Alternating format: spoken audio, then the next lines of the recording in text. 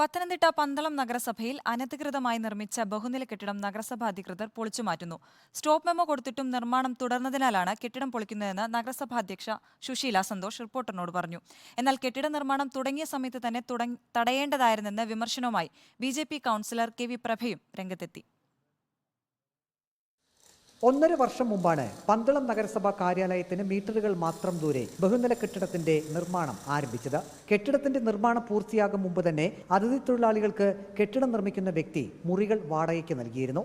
Adoor taluk surveyor നടത്തിയ പരിശോധനയിൽ കെട്ടിടം നിർമ്മിക്കുന്ന ഭൂമി പുറമ്പോക്കാണെന്ന് കണ്ടെത്തിയിരുന്നതായും സ്റ്റോപ്പ് മെമ്മോ നൽകിയിട്ടും നിർമ്മാണം തുടർന്ന സാഹചര്യത്തിലാണ് കെട്ടിടം പൊളിക്കുന്നതെന്നും പന്തളം നഗരസഭാ അധ്യക്ഷ സുശീല സന്തോഷ് വ്യക്തമാക്കി. കെട്ടിടം പണിയുമ്പോൾ സ്റ്റോപ്പ് മെമ്മോ ഉൾപ്പെടെ നമ്മൾ നഗരസഭയിൽ നിന്ന് കൊടുത്താണ്. അതൊന്നും അദ്ദേഹം വകവയ്ക്കാതാണ് ഈ കെട്ടിടം ഇത്രയും മുകളിലേക്ക് പണിഞ്ഞിട്ടുള്ളത്. അതുകൊണ്ട് തീർച്ചയായിട്ടും ആ കെട്ടിടം നമ്മൾ പൊളിച്ചു കളയുകയാണ്. കെട്ടിടത്തിന് നഗരസഭ പെർമിറ്റ് നൽകിയിട്ടില്ല. അതിഥി തൊഴിലാളികളെ താമസിപ്പിച്ചത് നഗരസഭയുടെ അനുമതി കൂടാതെയാണെന്നും നഗരസഭാ അധ്യക്ഷ വ്യക്തമാക്കി. അതേസമയം നഗരസഭാ കാര്യാലയത്തിന്റെ മൂക്കിന് താഴെ അനധികൃത നിർമ്മാണം നടത്തിയിട്ടും നടപടിയെടുക്കാൻ വൈകിയതായും ഇപ്പോഴെങ്കിലും കെട്ടിടം പൊളിച്ചു കളയാൻ തീരുമാനിച്ചത് അഭിനന്ദനാർഹമാണെന്നും ബി.ജെ.പി. കൗൺസിലർ കെ.വി. പ്രഭ പറഞ്ഞു.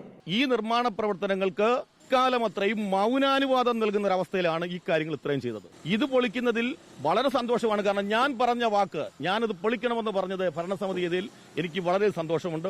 പന്തളം നഗരസഭയിലെ കയ്യേറ്റ ഭൂമികൾ തിരിച്ചു പിടിക്കുമെന്നും അനധികൃത നിർമ്മാണങ്ങൾ പൂർണ്ണമായും തടയുമെന്നും നഗരസഭാ അധികൃതർ വ്യക്തമാക്കി. റിപ്പോർട്ടർ, പത്തനംതിട്ട.